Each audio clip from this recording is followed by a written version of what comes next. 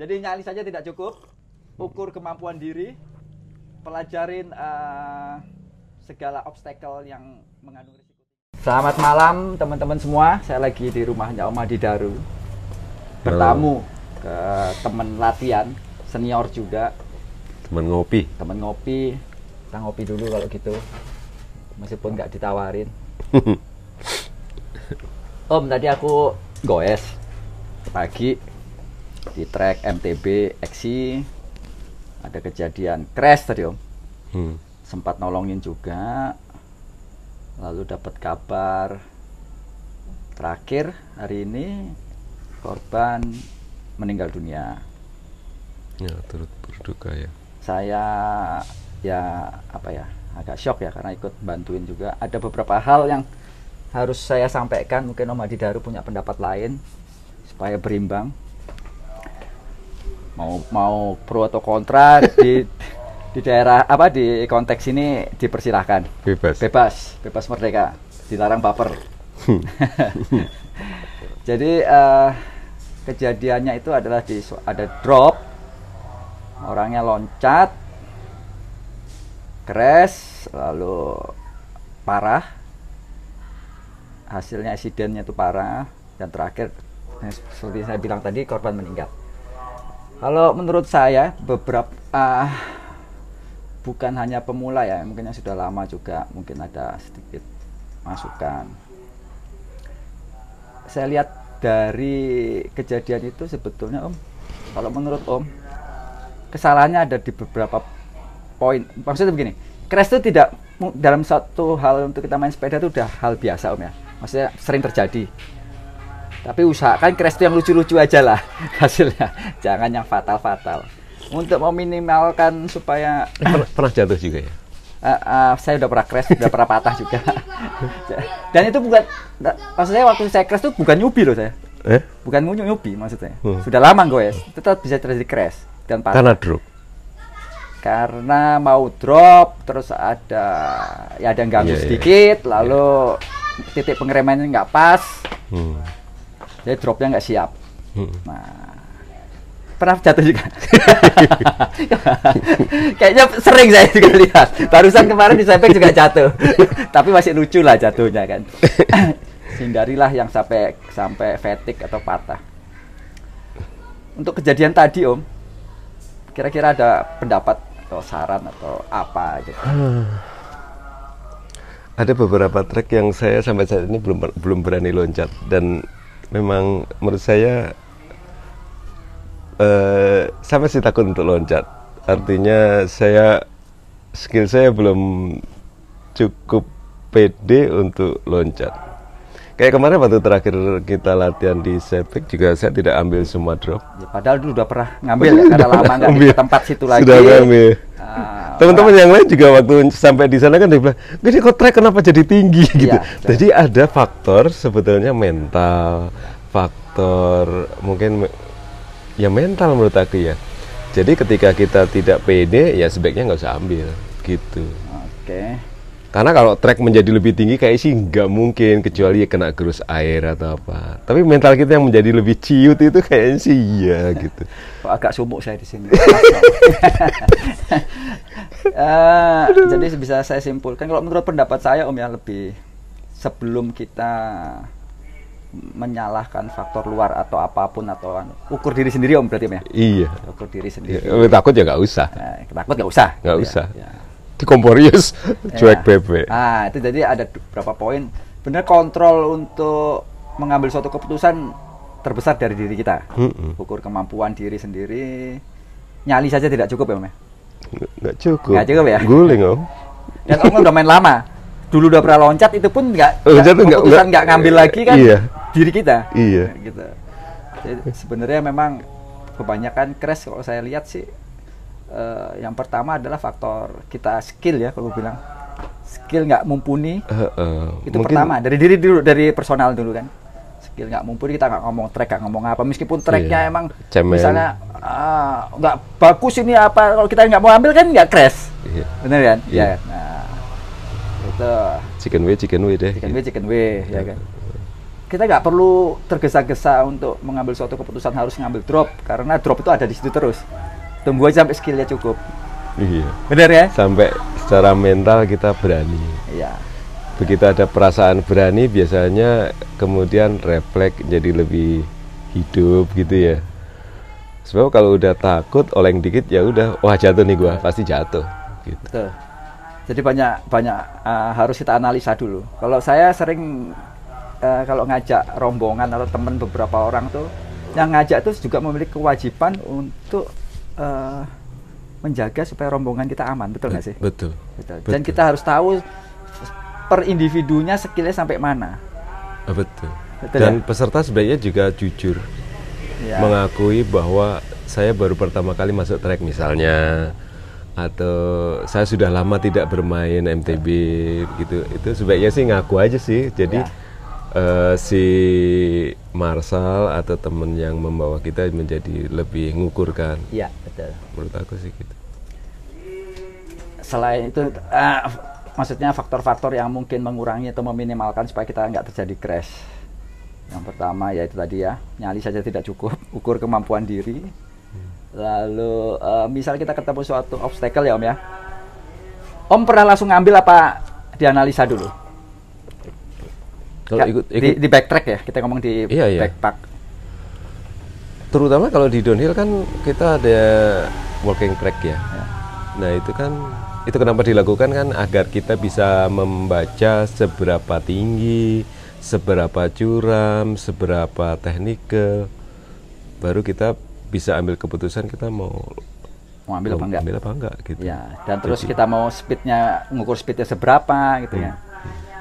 Sebaiknya sih juga perlu mentoring Om ya, yang ngajarin yang lebih bisa dari kita untuk ngambil drop itu. Kalau saya rasa, saya nggak pernah ngambil langsung tanpa ada yang atau melihat speednya yang berhasil loncat itu seberapa kan gitu.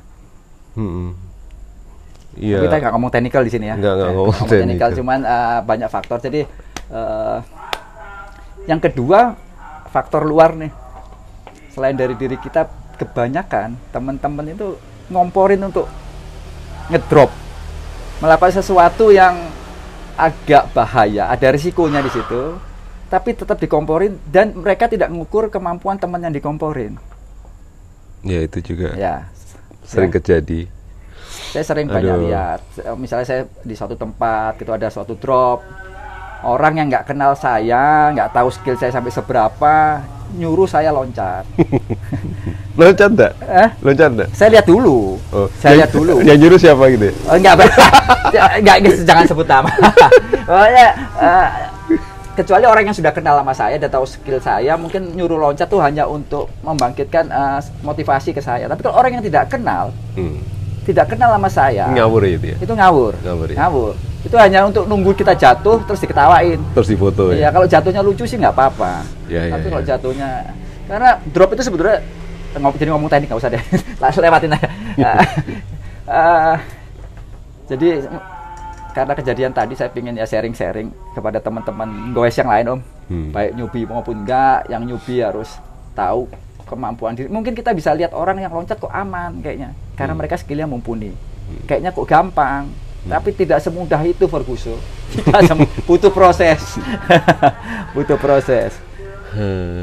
Dan bersepeda itu melompat bukan satu-satunya skill ber-MTB gitu ya. Drop saya rasa, menurut saya kalau dropnya yang tingginya biasa-biasa aja, yang pada umumnya itu paling gampang Om, daripada berem atau apa. Tapi risikonya paling tinggi. Bener kan, di risiko paling tinggi kalau ada crash. Kan gitu. Aduh, jangan terpancing dengan ngomong teknik Om. Banyak yang lebih senior dari kita, nanti kita diomelin. Kita aja minta bebas. Teman ngopi kok ya. Ngopi. Aduh, kita ngopi dulu bro. Jadi ingat, menurut saya kayaknya pendapat ini kayaknya kurang menarik loh sependapat ya. Tidak ada pertengkaran di antara kita berdua. Emang dari dulu jarang bertengkar ini. Aduh, jadi nanti pertengkaran pasti di komen nih. Jadi nyali saja tidak cukup. Ukur kemampuan diri, pelajarin segala obstacle yang mengandung risiko tinggi.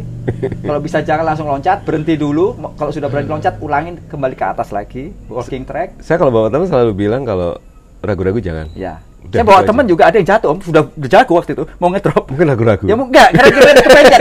Saya harus sepedanya minjem. Oh ya itu sedebat mungkin tidak minjem sepeda. Kadang rem kiri rem kanan kan pengaruh. Betul. Sama terus tingkat kepakeman iya, gitu-gitu ya. Banyak hal suspensi. itu. Aduh. Jatuh nih. Jadi gitu ya teman-teman. Kita bukan maksud menggurui, cuman sebaiknya pelajarin dulu lah, ukur kemampuan diri. Karena cukup sekali saya ngelihat langsung fatal seperti itu. Kalau crash apa yang jauh dari yang fatal-fatal itu masih oke lah, maksudnya patah apa sih. Ini yang tadi pagi benar-benar membuat saya shock, membuat saya berpikir ulang. Tadi sempat Bintang tuh anak saya mau coba drop yang itu, yang sebelahnya pokoknya. Saya marahin, saya omelin, kamu tuh pernah loncat sini enggak? Belum. Kamu turun dulu, lihat dulu. Setelah kamu lihat dulu, terus kamu yakin masih berani, silahkan. Akhirnya dia memutuskan berani, saya kasih tahu. Dia turun dulu. Lihat terpaksa saya panggil karena dia udah mau siap loncat, karena dikomporin orang atas. Oh, oke. Orang atas tuh tahu Bintang pinter drop, tapi saya nggak suka gitu. Harus lihat dulu karena dia belum pernah loncat drop. Bintang sini dulu turun. Hitung-hitungan. Ya, sini ini ngambilnya tidak boleh ikut ini, harus motong launchernya atau gimananya. Karena landingnya begini, landingnya flat atau apa gitu. Akhirnya loncat aman. Itu pun saya rasa masih belum sempurna landingnya, tapi yang penting aman dulu. Saya pelajarin dulu. Sama yang belum banyak kita ketahui itu pertolongan pertama. Oh iya, menyangkut masalah tadi juga saya sempat sedikit teriak karena saya lokasi agak jauh ke atas pas kejadian. Saya teriak karena teman korban itu langsung mengangkat dengan tidak benar. Tidak benar gimana? Tidak benar itu dengan tiba-tiba, dengan posisi tidak tahu korban itu seberapa parah, apa yang luka, belum diamatin. Perlu diingat kita bukan petugas medik ya. Kita hanya bisa untuk mengamankan supaya korban tidak bertambah parah. Jadi apa yang dilakukan kalau emergency? Yang pertama adalah tugas kita mengamankan darah itu dari bahaya yang lain lagi yang timbul karena ada kecelakaan itu. Misalnya ada orang lewat. Kita tutup dulu atau apa di blok. Kalau misalnya kejadian di jalan raya kan mungkin juga kejadian. Kita lihat risiko mana dia lebih ketabrak mobil itu dengan dia tetap di situ. Kita ukur risikonya dengan cepat. Kalau ternyata lalu lintas bisa kita stop, kita stop. Kalau tidak bisa kita harus mengangkatnya secara berhati-hati dan bareng-bareng. Mungkin misalnya itu di jalur rel kereta api yang tidak mungkin kita stop kan gitu. Tapi kalau ke jalan raya saya rasa masih bisa di stop. Yang pertama adalah mengamati bahwa kondisi pingsan atau tidak. Kondisi pingsan atau tidak, melakukan respon apa enggak. Terus kalau misalnya melakukan respon ditanya yang sakit yang mana.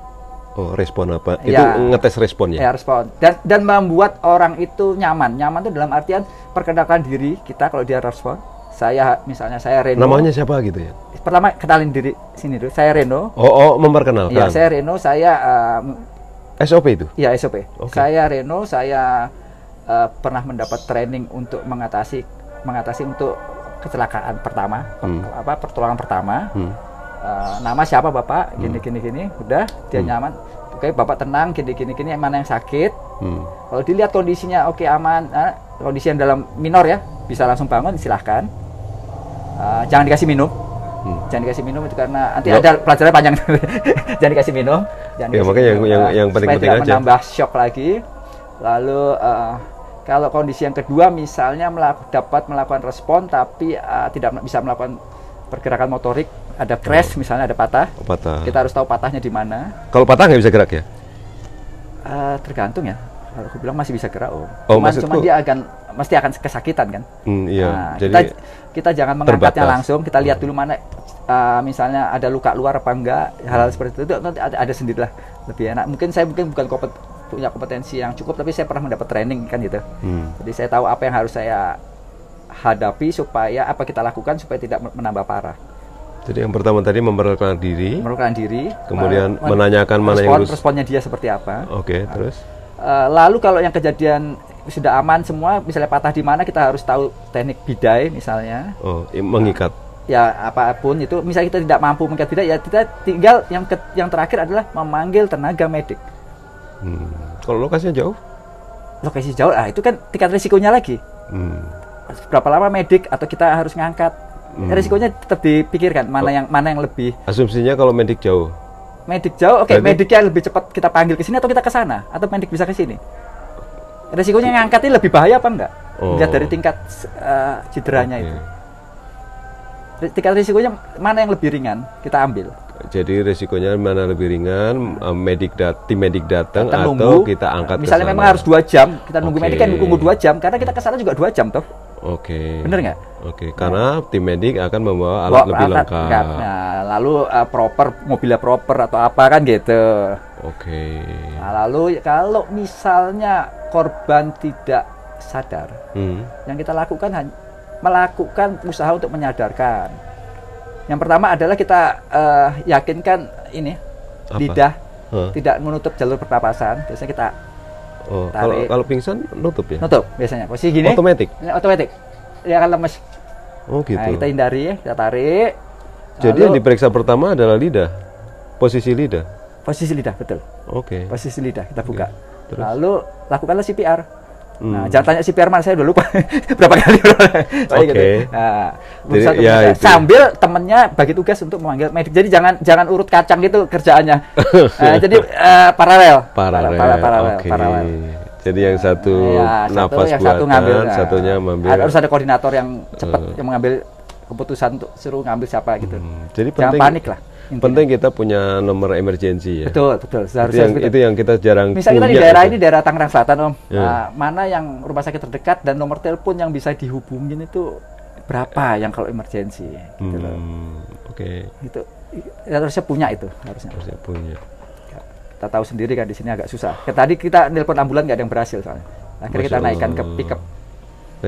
Ya, itu berarti salah satu ya. Kalau misalnya risikonya udah. Iya betul. Jadi kita udah kontak nih semua, tidak ada yang berhasil masuk. Nggak ada pilihan. Akhirnya saya suruh ambil tandu, kita angkat pun berdasarkan satu komando, masukkan tangan ke sini sampai sama rata, angkat 1 2 3, angkat pindah. Berapa orang yang angkat? Tadi lumayan banyak, 4 orang. Jadi kita yang penting ingat jangan langsung diangkat. Jangan langsung diangkat karena mungkin akan mempertambah parah, kita nggak tahu. Kalau terjadi patah atau apa gitu ya. Oke. Jadi gitu. Kita bicara udah berapa menit nih Om supaya nggak bosen orangnya nih. Udah lumayan panjang nih 17 menit ini kita. Mungkin cukup segitu aja kali malamnya ya untuk bincang-bincang. Nyali saja tidak cukup. Kenali kemampuan diri. Kita ngopi, jangan ada crash yang tidak lucu lagi. Kalau lucu-lucu aja ya nggak apa-apa lah, ketawain teman. Tapi ya pastikan teman tuh aman dulu baru kita ketawa. Jadi jangan menjeburkan teman, menjeburkan teman.